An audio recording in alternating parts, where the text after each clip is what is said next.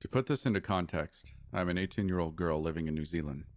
I suffer from anxiety and shut down in stressful situations and become rather overwhelmed when I'm not sure how to deal with something.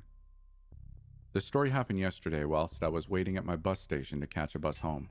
I'd had a long day at work and my legs were in pain, and all I wanted to do was get home and watch some YouTube in bed. It was getting dark and the sun was almost completely down. As I was listening to some music in a rather deserted area of the bus station, a man considerably larger than myself sauntered up and sat down directly next to me on the bench, which I didn't think much of. To put this into perspective, I'm roughly 55 kilograms.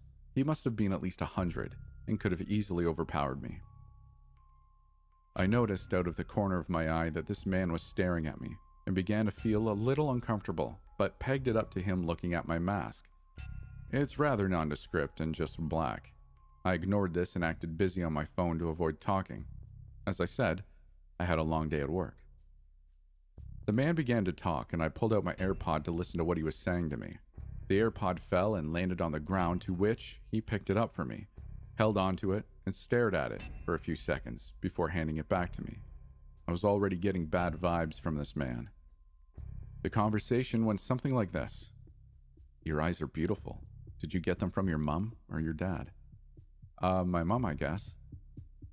I kept my replies short to try and signify I wasn't in the mood for talking, but he continued. "What bus are you catching? Where do you live?" I laughed nervously and told him I didn't feel very comfortable sharing where I lived, but I told him it was farther up north. He then said, "Why? It's not like I'm going to rape you. Isn't it really fancy up there?" This was where I began to feel seriously uncomfortable and began to shake. He asked if I had a boyfriend, to which I said yes, and he proceeded to ask if I planned to marry him, to which I laughed and said yes. "Oh, it kind of sounds like you're just rooting him. Are you sure you want to marry him?" I was shocked and looked at him before telling him again, "Yes, I do plan to marry my partner." "How old are you?" I don't know what came over me, but I told him I was 21 to try and make it come across that I was old enough to stand up for myself. "Are you on the pill?" "I'm sorry, I don't feel comfortable sharing that and don't see why you need to know that." "Oh, so you use condoms instead, eh?" I wanted to walk away, but I was grounded to the bench and couldn't move a muscle if I tried. I was uncomfortable and confused as to why he was asking these questions. "Do you have someone waiting for you at the bus stop, or are you walking home?" "How far do you live from the bus stop?" This is the question that made everything click into place, and I realized this guy has a malicious intent. He's not being friendly. This man is going to follow me home and either rape me or kidnap me. I started to really panic and started desperately looking for onlookers. A young man, possibly my age, walked out of the public bathroom last and had overheard this conversation and was looking at the predator rather skeptically. I knew then that I'd at least have someone to help if I had just asked for it. I didn't. By this point, I recalled a video from the subreddit Slash about a highly pregnant woman and her daughter being followed to their car in an empty car park in the dark by an older man. This lady was stressfully trying to find her keys in her purse, as this man was standing beside her daughter on the opposite side of the car, making small talk with them. He got impatient and had walked away before she'd found her keys. Someone commented on her submission saying this was a popular thing and that he was waiting for her to unlock the car so he could get in and control her via threats of her children. It occurred to me that I should skip my bus and catch another one at a later time. I did this exactly. He kept trying to ask where I live, and I continued to refuse telling him where. He also continued to ask how far I lived from the stop and if my partner was waiting for me. I deflected all his questions, and after 40 minutes, he began to get grumpy and walked away from the station. He wasn't there to catch a bus at all, but to prey on young women at a bus stop. I caught my bus about 10 minutes after he left, and I ran home where I completely broke down and cried in the arms of my partner. This morning I was so stressed, I contemplated taking the day off work and staying in bed the rest of the day. I was petrified. This happened when I was 13. I'm a girl, and in the 8th grade, and the middle school I went to was about a 15-minute walk, so not very far. For context, my older brother and I grew up in East LA, in a small house that had a metal gate, and both the front and back doors had a black metal screen door and a wooden door. During the day, we would always leave the wooden door open and have the black metal door closed and locked, except this day. That day I came home from school and had about an hour before anyone else would be home. I was really thirsty, so I rushed inside, grabbed a drink, and sat down at the kitchen table, which was about 10 feet away from the front door. I heard the metal gate open and was surprised, as no one should have been coming home that early. I got up to see who it was, and I saw an older man, probably in his 60s. He had short white hair and a long white beard. He was wearing an AC/DC t-shirt, torn jeans, and sunglasses. I remember thinking he looked a lot like Santa Claus, but dirty and creepy. He knocked on the metal screen door and asked if my parents were home. I was a dumb kid and said they weren't. He got a smile on his face and said that he collected donations for needy children. I said sorry, but I didn't have any money. He said sometimes children donated old toys. I said I didn't have any old toys to donate. He insisted that I must have some toys I didn't want anymore. He was beginning to creep me out, and I noticed I hadn't locked the door when I came inside. I tried to keep my cool, as I slowly and very carefully locked the door. I kept him talking so he wouldn't notice. A minute or two later, he wouldn't leave, so I decided I would pretend to check for toys and then say I didn't have any, so he would hopefully leave. I told him I would go check, and as I turned and took a few steps down the hall, I clearly heard him yank at the door trying to open it. I didn't want him to know I had heard, so I kept walking down the hall and into a room. I didn't have a cell phone, and the only phone in the house was in the kitchen. I thought about what to do and decided to stick with my plan. After about 2 or 3 minutes, I walked out hoping he had left. No, creepy Santa man was still there. I told him sorry, but I didn't find anything. He sighed and said all right, he would check another time. He left and walked across the street. I watched from the kitchen window, peeking through the blinds as he just stood there staring at my house for about 45 minutes.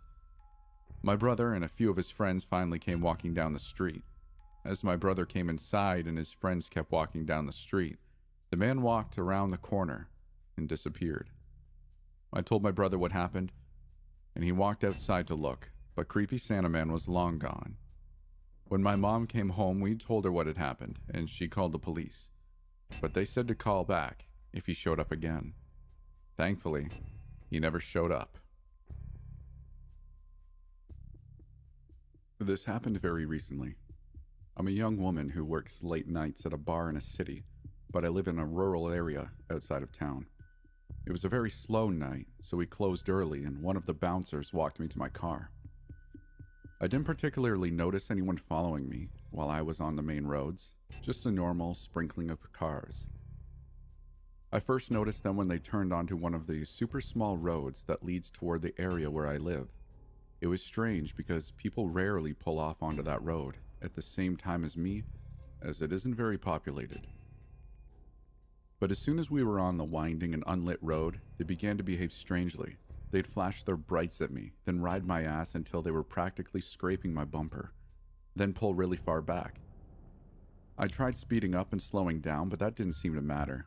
When we came to the first intersection, they turned on their signal to go right, but when I went straight, I watched them in my mirror, turn the nose of their car to the right, pause for a few seconds, and then follow me straight. This continued for a while. At the next intersection, I signaled left and waited until they did too, and then quickly turned right. And of course, they followed. I then called the cops and told them I was headed towards a gas station I knew to be open, and was the only place remotely nearby that might have people at it, since almost nothing is 24 hours right now. They said they dispatched police to meet me there, and I tried to focus on driving slowly so I didn't beat them there. When I got to the gas station, I pulled into the little turn lane, which made the car pause, and then quickly step on the gas and squeal around the corner. I only really had time to glimpse the general look of the car and the driver's face. And they were alone and very strange looking. They were incredibly pale, like albino pale, with short, equally pale hair, maybe the tiniest bit darker. They were completely androgynous, at least from what I could see, and they stared at me for a second before bolting away. The police took like 20 minutes to arrive after that. Typical. So I just sat in front of the gas station and watched the road for the cars with my doors locked. The police said there wasn't anything they could do. My original assumption was that it was a patron from work, but we'd had so few customers I feel like I would have recognized them. I don't even know why they would have followed me the full hour, only to begin making themselves really obvious. Growing up, I lived with my emotionally and mentally abusive helicopter mom, misogynistic stepdad, and my brother. When I turned 18, my grandparents were kind enough to let me move in with them, since they lived so close to my college. This was my out, away from that clown show at home, and I was incredibly grateful. I sometimes wonder if my parents hadn't been so hard on me, if this even would have happened. But I was an adult, and I made these decisions. Luckily, I learned from them. Once I was free and had much more freedom, I naturally started to rebel a bit more while I was trying to find my way. I rebelled in everything from clothing, music, tattoos, and dating. Specifically, I wanted to date the most out there person to prove a point, I guess. If I could go back to my 18-year-old self, I would punch myself in the face for these decisions. I was on a local MySpace forum and saw James. I went to high school with James and we got on fine, but I hadn't seen him in a couple of years. It turns out that James had suffered some childhood trauma and went to go live with a relative about 8 hours away in another state, and was seemingly living a more stable life. We started messaging back and forth, and I liked James a lot. He was different, quirky, and edgy. I started speaking with James more and more frequently, and messages became texts, and somehow in the mix, it became a relationship that I regret to this day. Every day, non-stop texting, and sometimes it would turn dark, and James would say things to me that are forever ingrained in my head. He would often talk about his childhood trauma. He would discuss self-harm and how he enjoyed watching videos of people hurting themselves. Of course, this is a red flag, and I'm unsure why I continued to stick around. After a couple of months, James came to visit me. We stayed a few days in a hotel and it seemed like a whirlwind. I truly cared about him, but looking back, I don't know if I would necessarily call it love or simply just having a good time. But at the time I was convinced that it was love, and that I felt like he was the one for me. There was an instance where I had come out of the bathroom at the hotel, and I remember the hotel room being in disarray. Clothes strewn everywhere, and it was just a giant mess. But James stood there smiling. He got down on one knee and proposed with a small, sapphire diamond ring. I said yes, but it just didn't feel real, or something about it was unsettling. When I think about it, I feel nauseous. I guess it's a bit of embarrassment that still lingers. Towards the end of James's visit, we sobbed together and was unsure how we were going to make this work. What other options did I have other than to move? I withdrew from my classes and moved to his area. I remember when I told my parents. My mom was extremely upset that I never discussed this with her, or my stepdad, and I think that conversation fueled me to really stick it out and make it work. In my mind, I was an adult, and this was a huge adult decision, and I didn't need to discuss anything with anyone, and no one would tell me anything different. We lived in a small room at James's grandmother's house and never really left. He would act very strange when I mentioned wanting friends or wanting to get a job so I could leave the house, or even wanting to leave the house in general. I mentioned earlier in the post that James had his quirks and would sometimes do some odd things. For example, he had become a huge insane clown Posse fan during our relationship. I knew that he liked them, but not to the extent of a borderline obsession. They weren't my cup of tea, but I'm not going to tell someone what they can't listen to.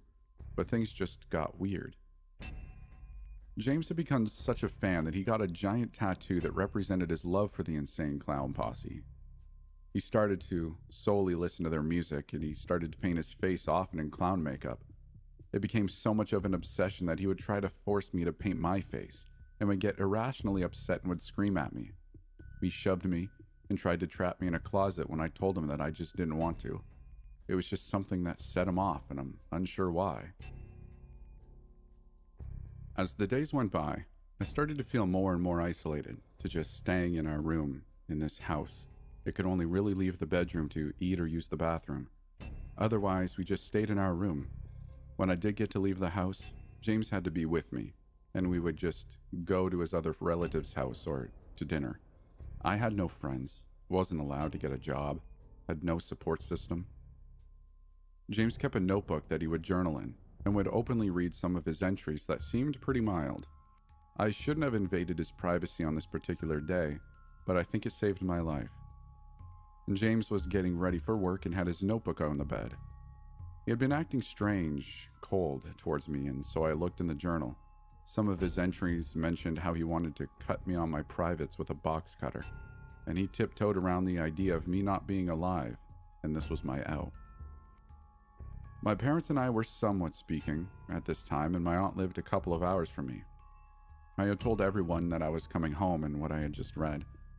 My aunt packed up and started heading my way, just in case, and to make sure I could safely leave. I told James that I saw what he wrote and that I was going to go back home and that this relationship isn't going to work out.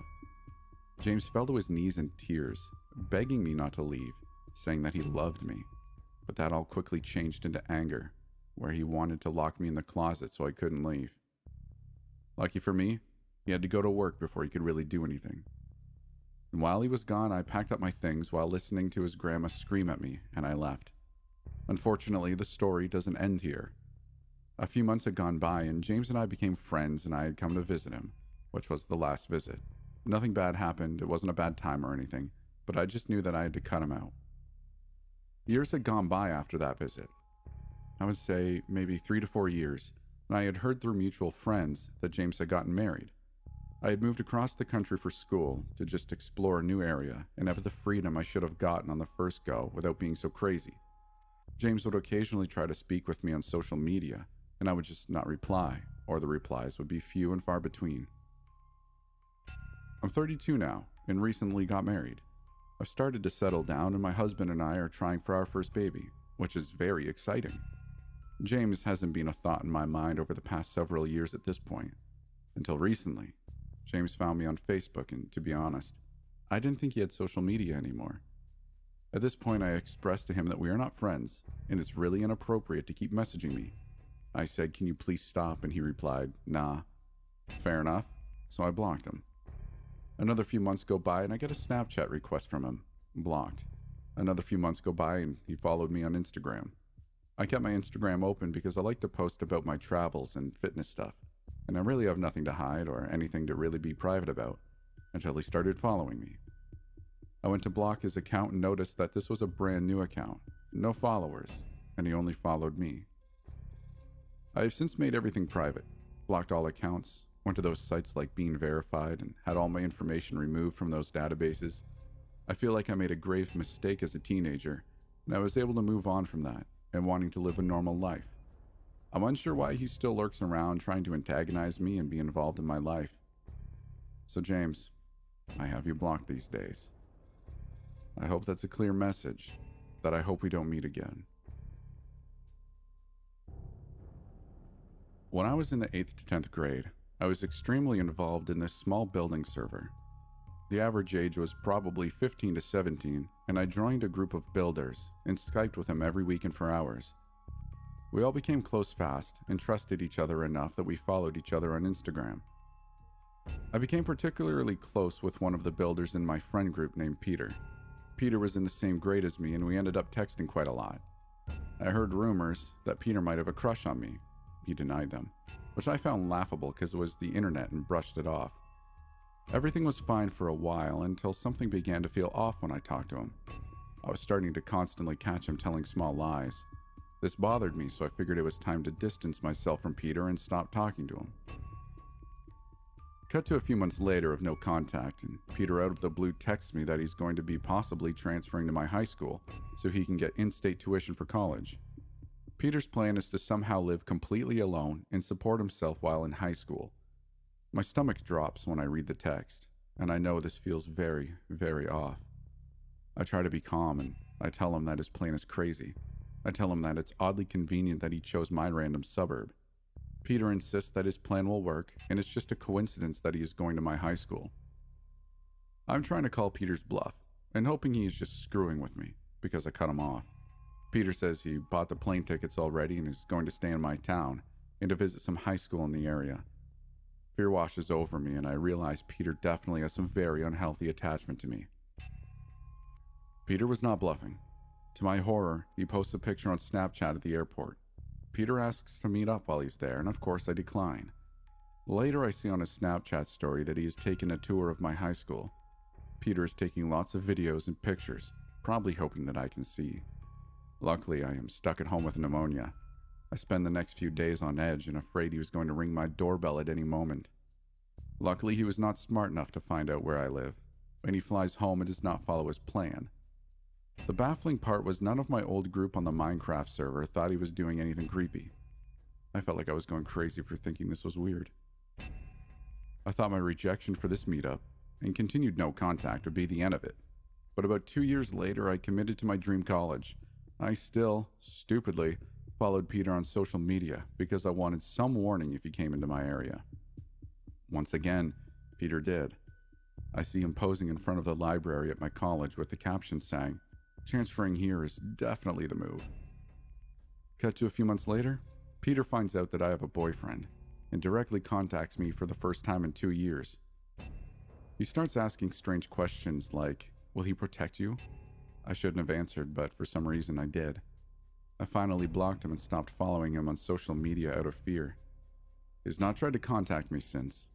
Definitely made some mistakes because I was young and scared and had others telling me it was not a big deal.